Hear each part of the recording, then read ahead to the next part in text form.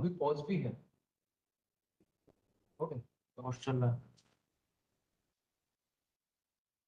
Am I audible? Not sure whether we are audible or not. Correct. भाई unmute करना पड़ेगा. नहीं sir, है तो फोन म्यूट कर दो. Okay.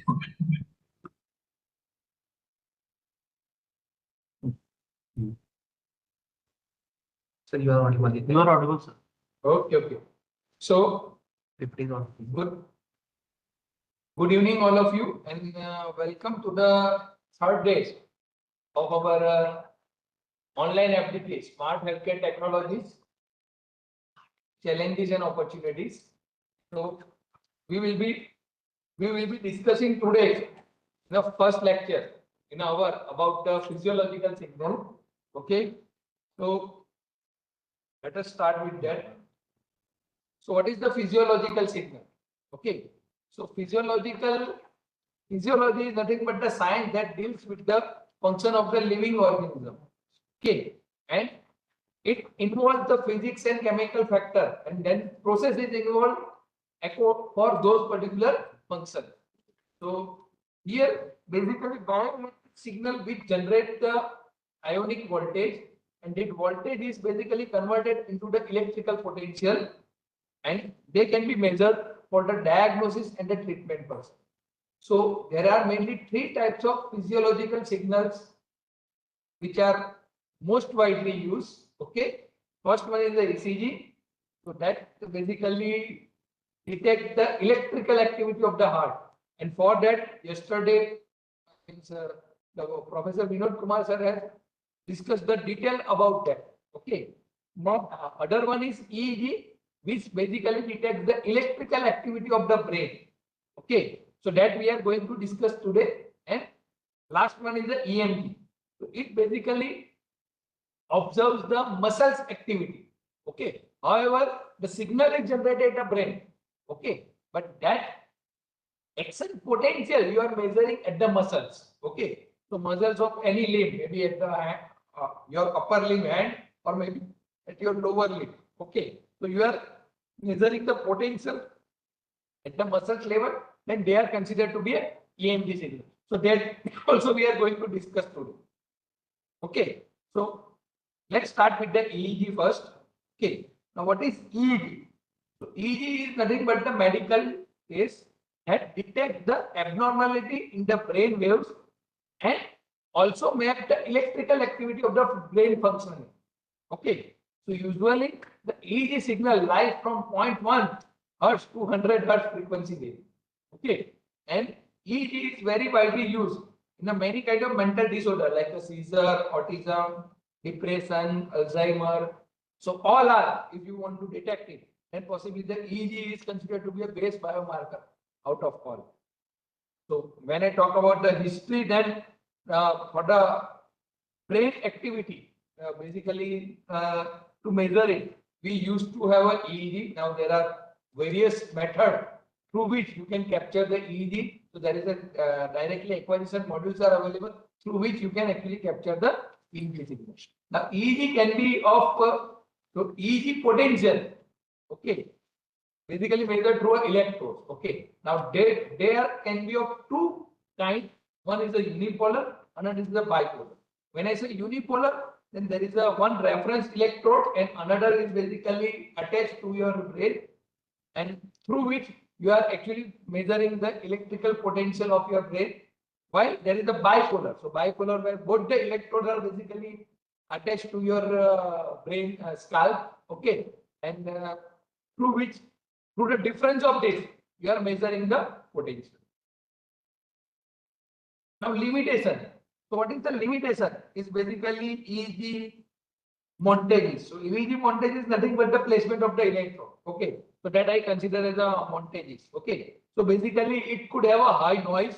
Okay, poor localization because you need to put the exact location, because ultimately means hair is there. Okay, but you need to actually touch to the scalp of your head. Okay, so that you can able to capture the EEG signal very well.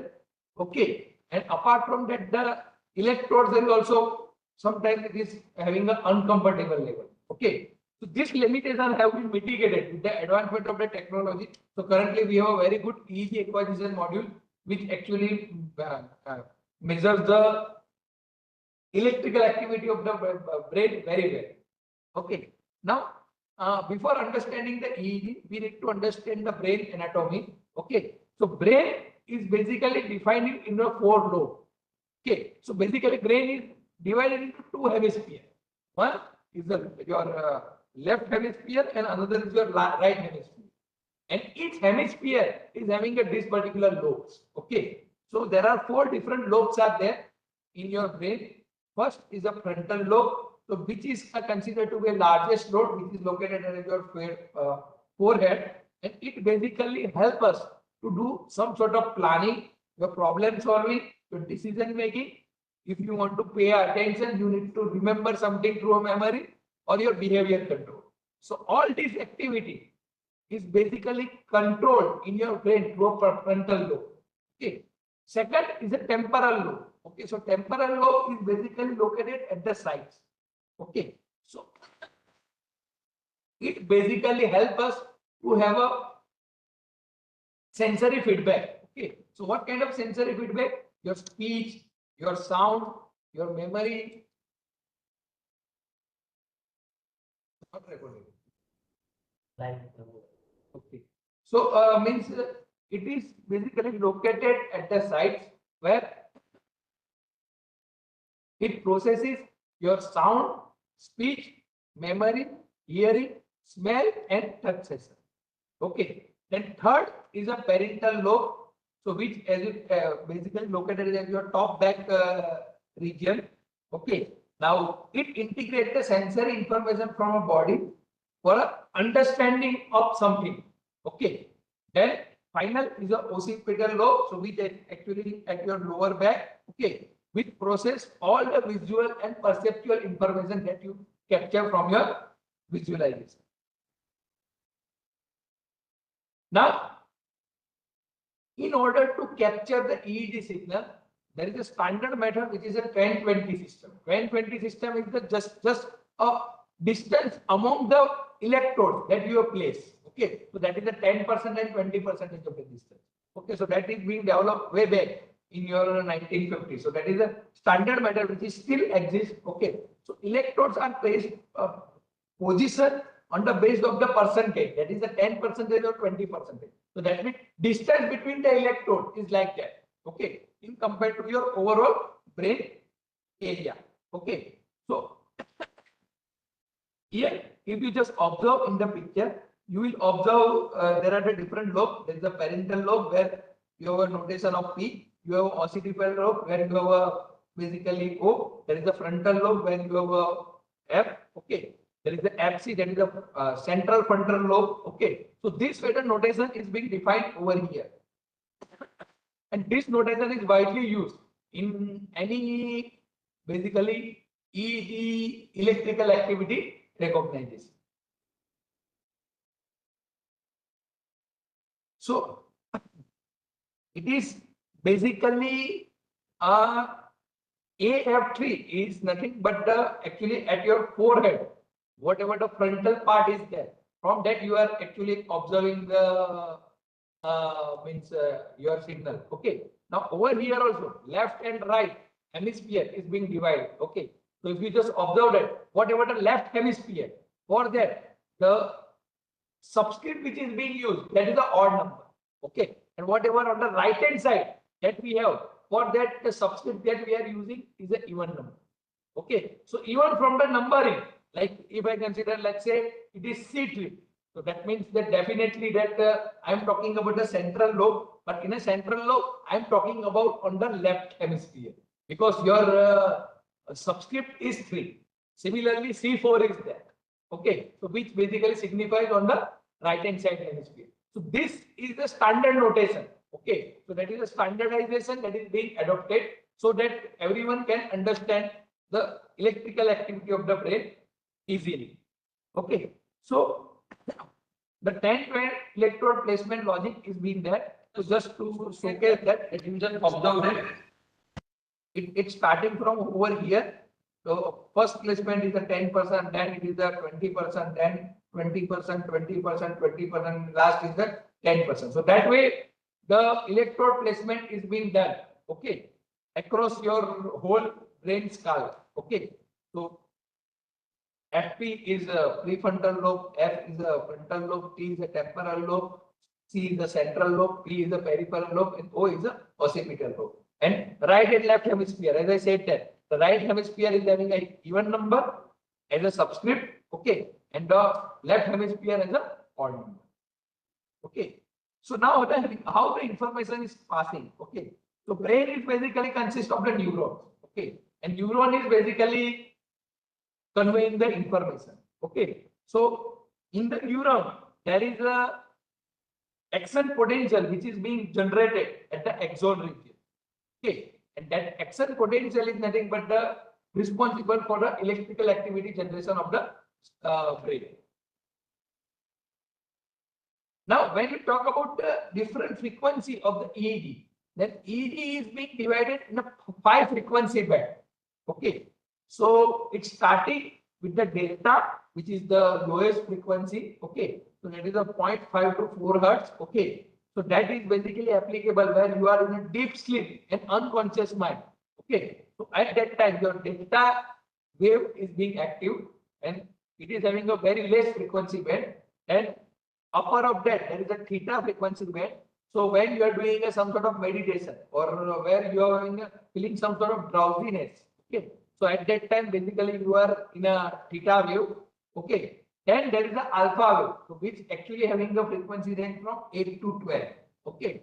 So it is your relaxed position, okay, where you are aware about whatever is being done surrounding, okay. But your eye is closed, okay. So there is nothing in front of your eyes, but your eyes is closed and you are in a relaxed position. So at that time, the alpha wave is being activated.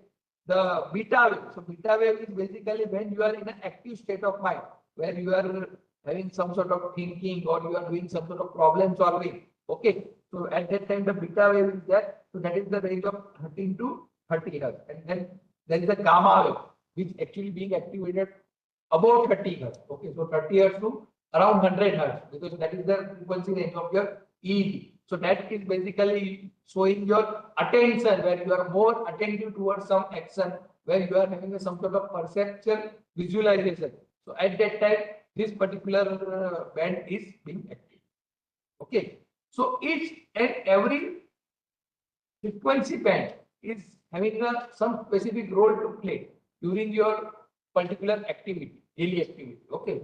So for a sleep disorder on a brain injury, the delta wave is basically responsible. So if you are trying to solve the problem of a sleep or a brain injury, then the delta wave you need to focus on. Then theta wave is basically working memory and the learning. Okay. Basically, if you want to find out your hyperactive syndrome problem, so at that time possibly you need to think about the theta wave. Alpha is basically visual cortex problem. If you want to solve, then you need to go for alpha wave. And beta is basically related to your anxiety and motor control. Sorry.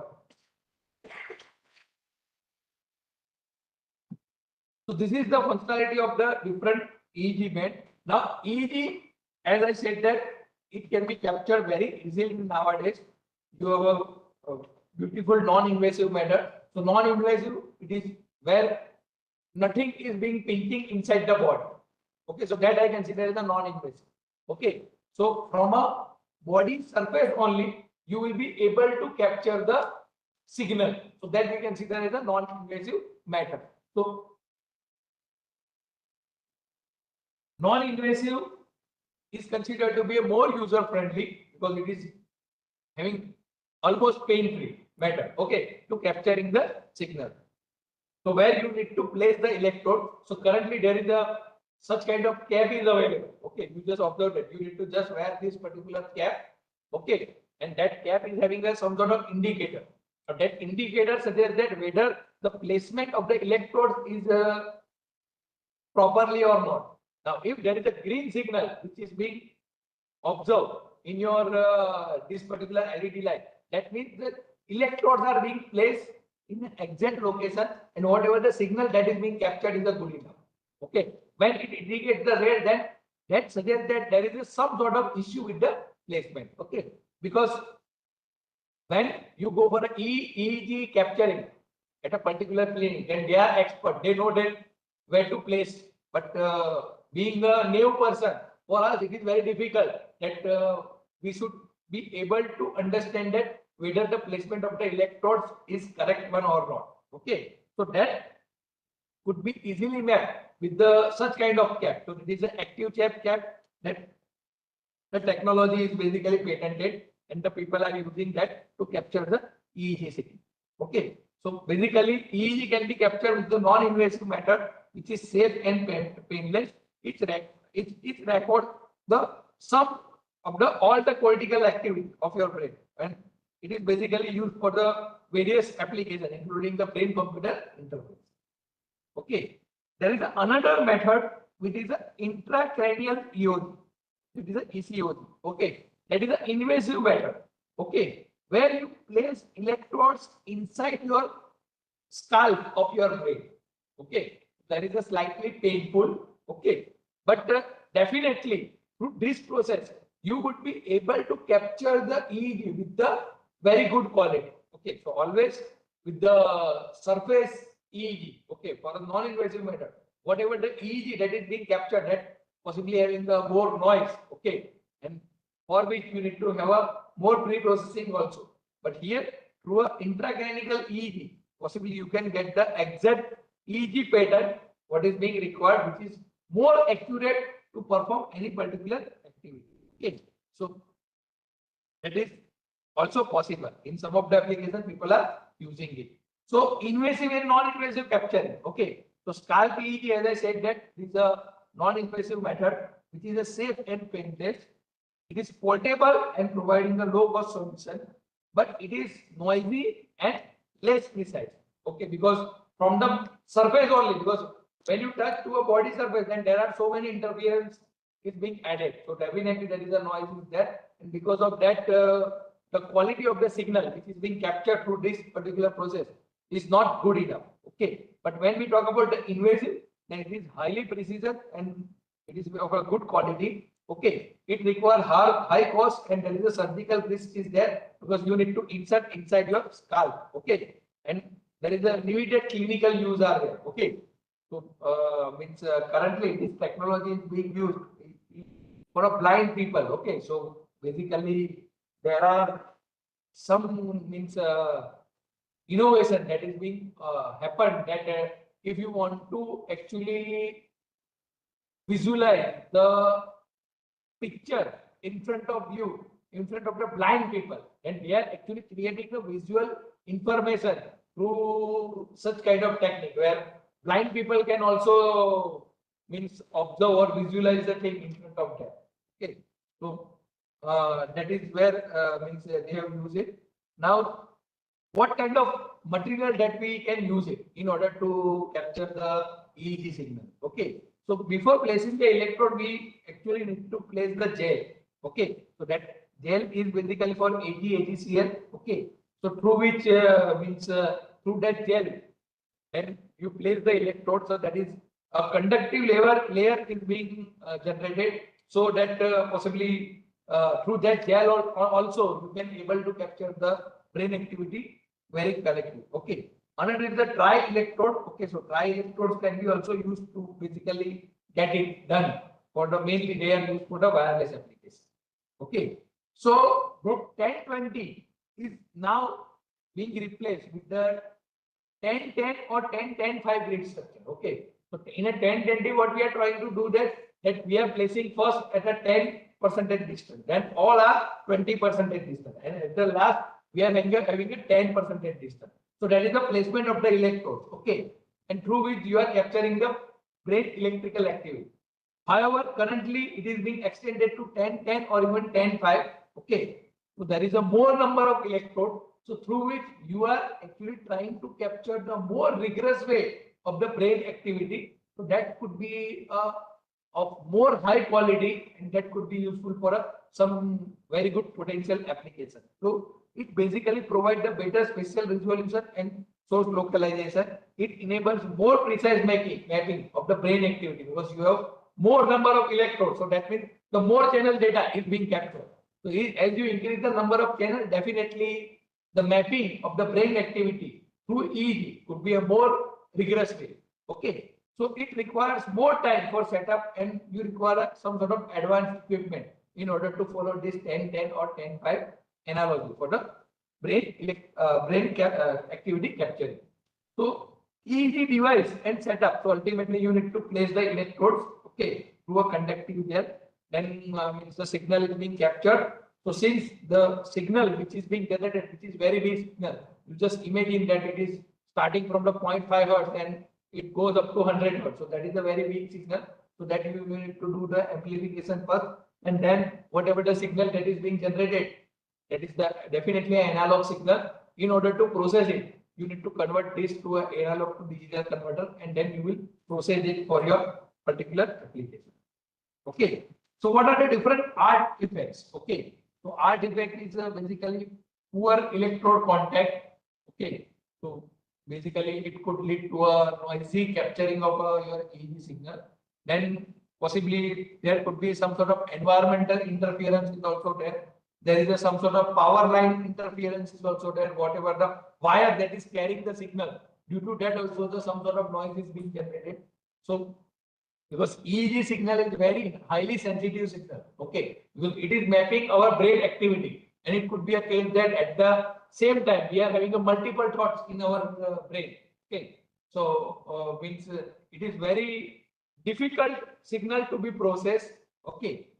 Now currently in the advancement of the technology that there are some sort of wireless mobile EEG acquisition modules are available, okay, where you just observe that there is a small sort of means box is there at your back, okay, which actually capture your signal and store the signal, and that signal you can transmit it through some sort of Bluetooth technology to your nearing processing device, and where you can process the signal easily. Okay. Now, what are the event-related potential of your EEG? Okay. So that we are going to discuss. So what is event-related potential? So event-related potential are tiny time-lock voltage fluctuation of your brain, which is being mapped as an electrical activity. Okay. So which is being expected from the EEG and which is being generated by doing the averaging of the many trials. Okay. So basically here what we will do that we will do some sort of repetitive activity. Okay. And then we will trying to capture the signal. Okay. So that means we would be able to map the brain activity in a more better way. Okay. And then means we can process it for a further application. Okay. Now for a brain, there are mainly two kinds of stimuli which is being generated. Okay. One is a endogenous and another is a exogenous. Endogenous is a, you can consider stimulus which is generated by a cognitive ability of the brain. So inside the brain only that stimulus is being generated. Okay. So some sort of attention or decision making. Okay. So for that, the inside the brain only your stimuli is being generated, which actually contribute towards your electrical potential of your brain. Now, another is exogenous. So exogenous is the external stimulus. Okay, it is maybe through some visualization of the light or maybe through a sound through which our brain is generating some signal. Okay, so which is basically generated through activity outside your brain. Okay, so that we consider as an exogenous signal. Okay, so endogenous signal is basically in a frequency domain, and exogenous signal is do exist in your time domain. Okay, so here they are basically divided into 5 different parts. Okay, so motor imaginary is a first endogenous signal. Now what is the motor imaginary? Before doing any particular activity, okay, whether I am doing my hand movement left and right, there is some sort of imaginary sensory which is being developed inside my brain. Okay, so that is the motor imaginary. Okay, parental So that is basically over special attention. Okay, over here what will happen that we will have attention at a particular, let's say, cursor. Okay, where cursor are moving. Okay, but my eye is not moving. But at that time, brain is actually following that particular activity. Okay, so at that time, whatever the signal that is being considered, that is the overt special attention signal, which actually happens inside our parietal lobe. Okay, then the third signal is there. Okay, that is the steady state visualize evoke potential. Okay, so that is basically generated during the some sort of activity like a flickering of the light. Okay, during the flickering of the light at the occipital lobe, there is a some sort of brain activity is being generated. So that is basically we consider as a SSVP. Then P300, which is a very important signal. Okay, so that basically captured the rare important stimuli which we wanted to observe in a particular event. Okay, so that is some sort of selected signal that possibly we are interested to view. So at that time, there is a sudden stimuli which is being generated inside our brain. Okay, then there is a slow cortical potential. So it is basically a voltage variation which is being generated before and during some movement. Okay, so when I am doing some movement, okay, like a grasping or holding something, so during that, whatever the small fluctuation of the voltage changes, that we consider in a basically slow cortical potential. So basically, it is basically in a time domain and frequency domain, whatever I have just mentioned before. Okay, so what are the different major EEG type? Okay, so motor imaginary. So motor imaginary, as we discussed, that involves a imaging movement of your hand and foot without actually performing. So before performing any particular activity, there is some sort of imaginary, you can consider the movement that happens inside our brain. So that is basically motor imaginary. So this mental act causes a suppression of alpha and beta dreams, or that is a waves, over the corresponding area of the motor cortex. So which can be detected easily through your EEG signal. Okay. So motor imaginary application is basically used for your prosthetic robotic arm. Okay. So at that time, if you want to actually have some sort of controlling of your robotic arm, maybe through cursor or your wheelchair control, okay, which you basically want to activate through your motor imaginary. So at that time, it can be useful. So for your rehabilitation, and for a neurofeedback system also, this motor imaginary can be useful. Now, over spatial attention. So when person shift their attention to one side of the space where eyes are not moving, okay, eyes are still, and we are having a basically attention to that particular item. It is like that is some cursor is moving, okay, but my eyes is not moving, but still through my brain I am observing that particular movement. So that is basically your over spatial attention. That is through that actually help to capture in your parental lobe of your brain. Okay. And steady state visual evoke potential. So that is basically a potential which is being recorded in your EEG. So which occurs when person looks some visual stimulus like a flickering of a light. Okay. So that at that time, some sort of activity which is being recognized in your occipital lobe. Okay. So this SSVP is basically in your occipital lobe. Okay. So there is some sort of strong peak which is being observed in your EEG spectrum according to the frequency of your whatever the flickering activity that happens in front of your eye. Okay. So basically it is used for the BCI speller. Okay. So in a BCI speller where some letter is being flicking at a specific frequency. Okay. So at that time this SSVP potential is being generated. So application is for a high speed speller system for your device control, and basically it is used for some sort of training of your activity. Another is a P300. Okay. P300 is a very good indicator in the many application. Okay. So basically that P300, because it is basically occurs around the 300 millisecond of once the activity has been started. Okay, so that is basically a deadline that we consider that our brain used to hold a particular thought up to this much of period, and the means whatever our thought process is that gets changing after this much amount of the time. Okay, so it is a rare targeted simulate which is basically present among the different non-frequent target. Okay, so that is basically in a parietal cortex, and basically through which also you can actually have a various brain control interface application. Okay, so P3 is basically BCI speller. Your clinical marker can be, biomarker can be also used for a specifically to identify the mental disorder like depression and schizophrenia. So for that you need to observe the P300 signal, and that P300 signal is also basically generating a unique signature.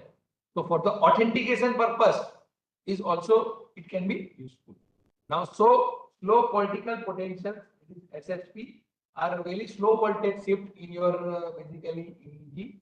Okay, so that reflects the changes. Okay, so ultimately it reflects the slow voltage changes which occurs or during a particular moment. Like if I am doing a grasping of thing or I am moving my hand. Okay, so at that time, whatever the small changes that is being happen, that is basically observed over here.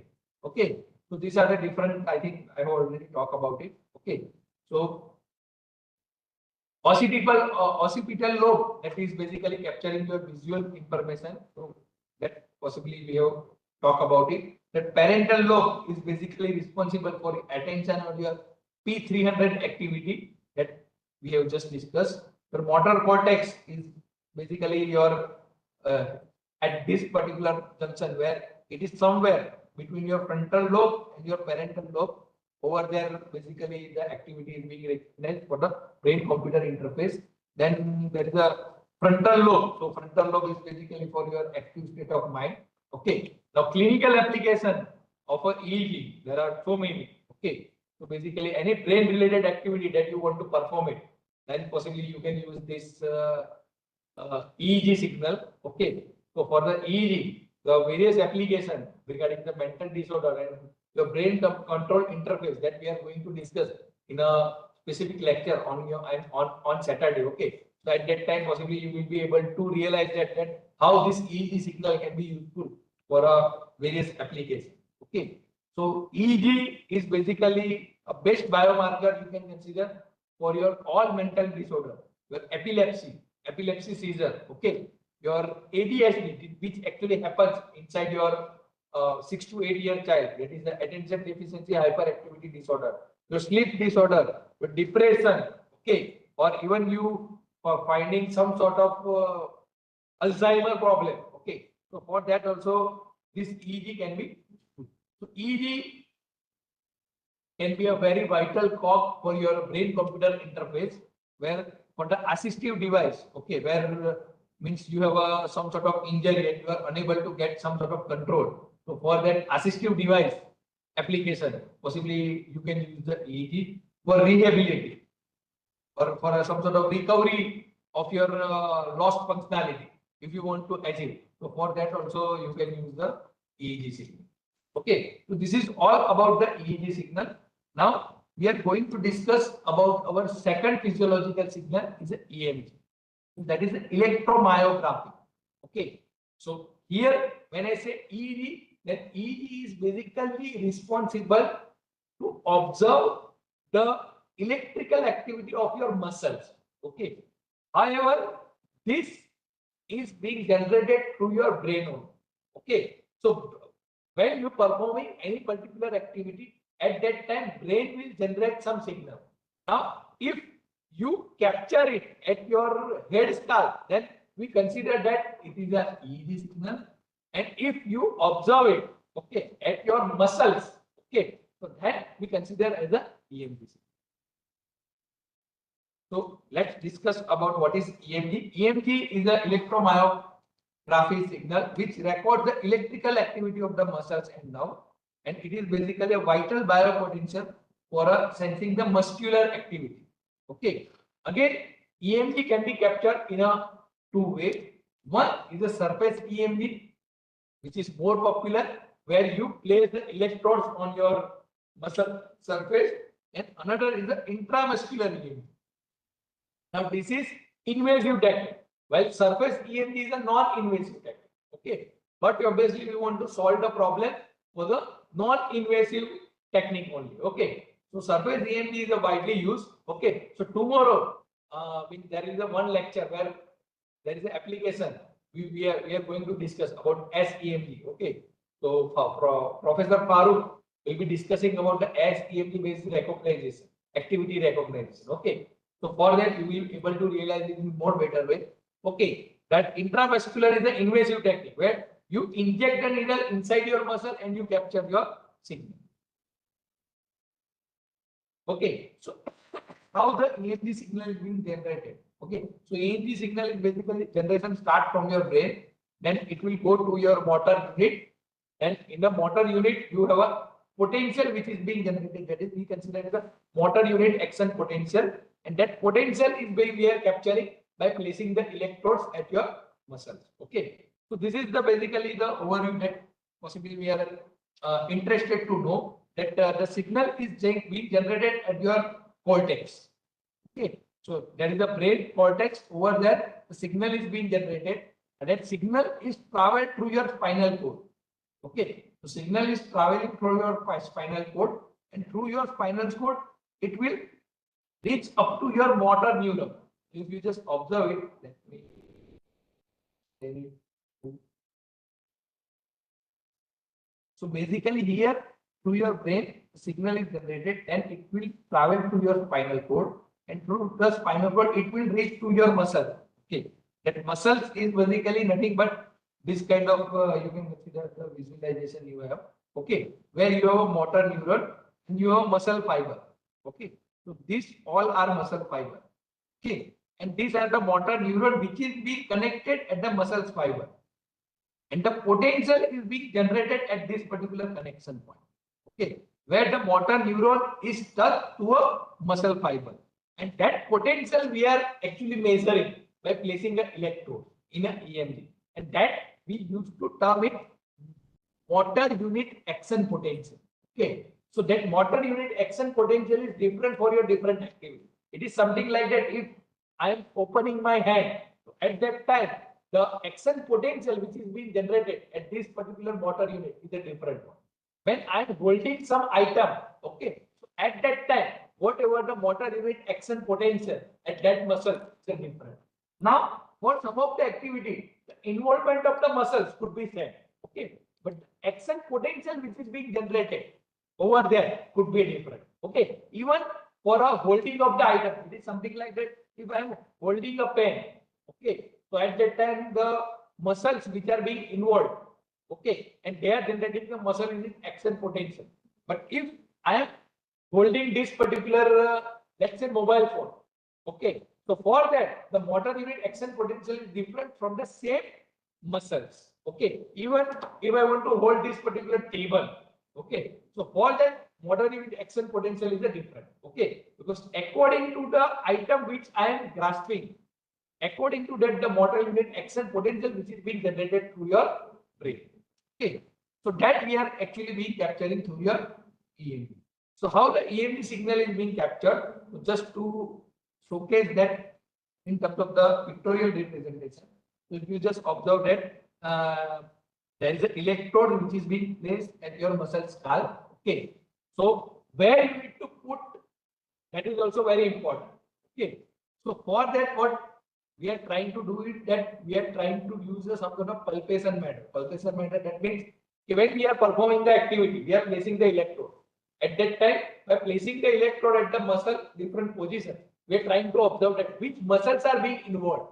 Okay, when a particular muscles are being involved for a particular activity, then definitely it will generate the motor unit action potential.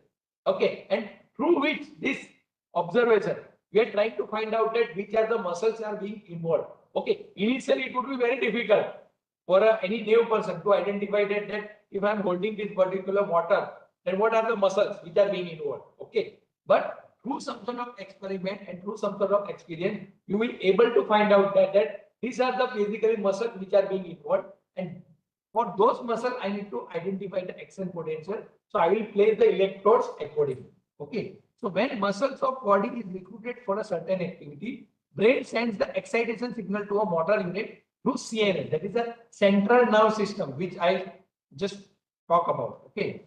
ये आपका जो spinal cord से जो means नीचे signal जा रहा है, that is your central nerve system. Okay. So that is the CNS. The motor unit is a point where neuron and muscle fiber meet. Okay, so that's what I told about it. Muscle fiber or your neuron, where it is interacted, that you consider as a motor unit. And the potential which is being generated at the motor unit, that we consider as a motor unit action potential. So the activation is continued till the required force is not being generated. It is continued. So ultimately, what will happen? That means when I try to hold a particular things, okay. So until a required potential is being generated, that feedback is being sent to your brain. So if you observe that sometimes what will happen that if I'm basically picking a few items, like I'm having a few pens, I'm holding it one by one, one by one, one by one. And suddenly some heavy material, if somebody put it on my hand, then possibly you will not able to hold it properly. Why? Because your brain is continuously trained for that particular weight, and your muscles is also being trained to generate the same action potential. But suddenly, if there is some heavy item which is being placed in front of your hand, and if you want to hold it, then you will not be able to hold it properly, because at that time, the action potential has to be changed. Okay, suddenly it is not being changed, but once you hold it, then the brain will send that whatever the action potential has to be generated in order to hold this particular item. Okay, so that is what we are trying to capture through having a EMG signal. Okay, EMG signal characteristic. So this is the surface EMG. Okay, that is basically apply non-invasive to your skin, which is basically painless and simple method where there is no need to have some sort of anesthesia mechanism. The amplitude of your EMG is in the range of 50 microvolt to go up to the 20 millivolt, and the frequency range is 5 hertz to 500 hertz. Okay, so intramuscular is definitely an invasive method where needle is being inserted. Okay, here there is a negligible cross doctor. That's why the quality of the signal is definitely high. Okay, but it is very difficult to capture it continuously. Okay, so that's why the surface EMG is only a normal practice which is being used. Okay, so what is the key signal? That amplitude that is being range that we need to capture for your EEG is the 0 to 10 millivolt, and the signal which we are interested to observe, it is up to 500 hertz. But however, the most of the EMG activity is being recognized in a frequency range of 50 to 150. Okay, then what kind of different noise and pre-processing can be happen? Okay, so during the capturing of the EMG signal, there is an ambient noise. Okay, so because of the whatever the way you are capturing your signal through your muscles, okay, through which whatever the noise which is being generated, either you are there is some sort of power line or wires are being used to capture the signal and then loading that signal onto the computer. So because of that, whatever the noise which is being generated, that is the ambient noise. And transducer noise. So transducer noise is basically placing the electrode with your skin. Okay. So at that time also there is some sort of interference noise which is being generated. Okay. Because you are putting your electrode at your surface. Okay. So maybe your skin, whatever you have put it over there, maybe there are some dust particle or maybe there is something another layer which is being generated. Okay. So because of this also the whatever the signal which is being captured by electrode, that is not exactly a proper signal. Okay, so that is we consider the transducer node. Okay, so here also it is a bipolar recording where we use some sort of differential amplifier where you place the electrodes. Okay, that is a positive, negative, and then we consider as a one as a reference. Okay, so there is a one reference which is being placed, and then there is a positive and negative, and then different potential of your muscle activity action potential is being captured over. Okay, so EMG signal pre-processing where you place the electrode, then you have some sort of signal conditioning to capture the proper range of your EMG signal, then again you convert into the digital form in order to process your EMG signal for a various applications. Okay, data segmentation. Data segmentation. Okay, what is the data segment? Data segmentation is basically of two types. Okay, so data segmentation is being achieved through a windowing technique. Okay, now what do you mean by segmentation or windowing? Both are same. Okay, so what I mean by that? Okay, so suppose that there is some sort of continuous signal is coming. Now this segmentation concept is applicable for your EEG and ECG also. Okay, but deliberately I have put it for a EMG only. Okay, so here what will happen that whatever the EMG signal is being captured. Okay, so it is a continuous signal because brain is continuously sending a signal and that is being captured. Okay, so first of all, it is a continuous signal. Now, whenever you want to process the continuous signal, then it is definitely challenging. Okay, so for that dynamic nature of the signal, we need to make it static. In order to make it static, what we will do? We will apply a windowing technique. Okay, so possibly we will break this signal at some point of time. Okay, through having some sort of window. Okay, that particular window is I am defining as a segment over here. Okay, so means you can have a n number of segment in a particular signal. Okay, now for this particular segmentation, there are two approaches. One is a non-overlap, another is a overlap. Okay, what is the non-overlap? It is something like that. If I apply the segment, then second segment I am applying like this. Okay, so let's say that means I am having a, let's say 300 millisecond signal. Okay, for that, what I will do that I will take a segment of 100 milliseconds. So what will happen that first is from starting from initial to 100. Okay, and next is basically nothing but starting from 101 to 200. Okay, and possibly the third one is starting from 201 to go up to the last 300. So there are three segments is there.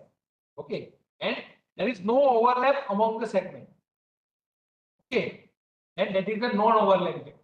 But non-overlapping technique seldom used for your continuous signal. Okay, we used to have an overlap. Now in an overlap, what will happen that whatever the signal that is there, okay, where we perform a one particular segment. Okay, again a segment is of the 100 millisecond. Okay, but here when we choose a second segment, then we overlap this. Okay, maybe I use, let's say 25% overlap. So here the next segment is starting from 175 and it will go to, let's say 170, or maybe it is starting from 76 and it is going for 175. Then next is starting from 176, it will go up to the 275. So like that. Here the overlapping always, I'm sorry, second is not starting 176 because it has to be start at 151. So we are having a 25% overlap. So 121, it will go up to 250. Okay. So 25% of the overlap that we are considering. Okay. Now there are means various applications where people are taking more overlap also. Okay. Now see, here there is a trade-off. Why we consider overlapping is a better method? Because see, this is a continuous signal. Okay. When you break a continuous signal through a windowing technique into a one particular segment, then it could be a case that when it is being break, okay, at that time there is a loss of information. Okay, the signal information is just started and you have break this particular signal. So because of that, there is a likely case that at the boundary of that particular signal, there is a loss of some information. Okay, so in order to retrieve that information, what I will do? Instead of starting from 101, I am starting from, let's say, 76 over here. So now, whatever at the boundary, I can retrieve that particular information for a further process. Okay, so now more and more you overlap, there is a more and more chances that you can recover the quality at the boundary. Okay, but however, the more and more overlap you get, you have a more number of segments that you need to process. Okay, so there is always a trade-off. Okay, so in a basically EMG or EEG processing, we used to have a overlapping technique. But what is the overlap period? That is still means not any fixed kind of scenario. Okay, people are taking 25, people are taking 50 also. Okay, people are able to take it 75 even. Okay, so according to your application, what amount of the exact information you want to retrieve from a signal, depending upon that, you will decide that what is the exact overlap period that you want to consider. Okay, now other biosignal, the MMG signal is also basically similar kind of signal as EMG, but here you actually interested to observe the muscles vibration, not the potential. Okay, here I am interested to actually observe the muscles vibration, and that vibromyography signal that you can capture it through a microphone or accelerometer or some sort of piezoresistive sensor. Okay, through which you are actually observing the muscles vibration. So that also basically you put for the brain computer input. Okay. Force myography. So it is basically helpful to monitor the lip volumetric changes. Okay, for your muscles volumetric changes, if you want to observe it, then possibly you can capture it from your FEMG signal. ENG signal is basically the signal which is being generated through your nerve system. Okay, from your nerve system, whatever the signal that is being generated, that we consider as an ENG signal. Okay, so EEG we have already discussed, so I am not going to discuss it in further. Okay, so for a various neuromuscular disease, your EMG signal can be useful.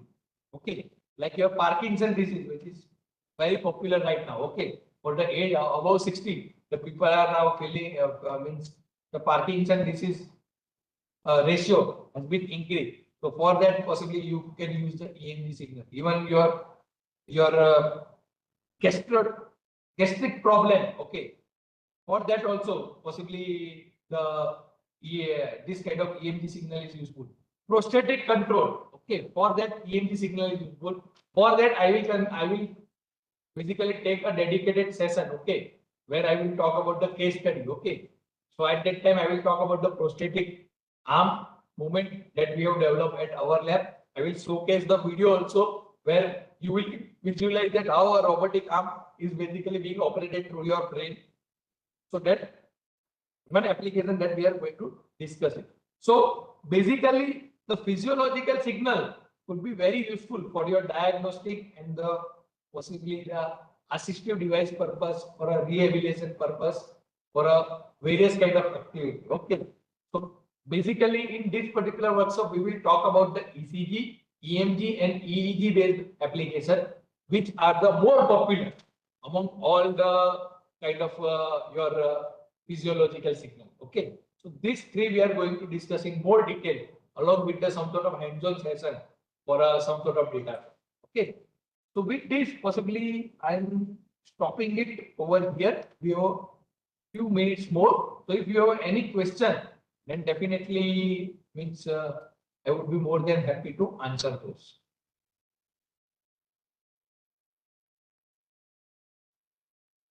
If you can read out the question, if any.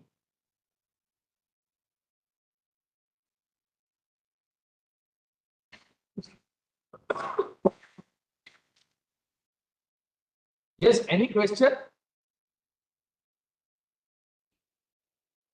So if there is no question, then maybe we can stop it over here.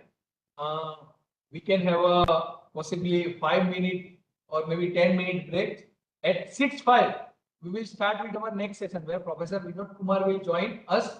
And What is Parkinson disease? Parkinson disease is where means you will feel some sort of memory loss. Okay, or maybe there is some sort of body movement that is not being captured. Okay, so that is basically a Parkinson disease where means where you are unable to relate the things. Okay, so there is some sort of problem in your frontal lobe, where you are not basically in your active state of mind, that what you need to perform, that you are simply forgetting. Okay, so that is basically a Parkinson.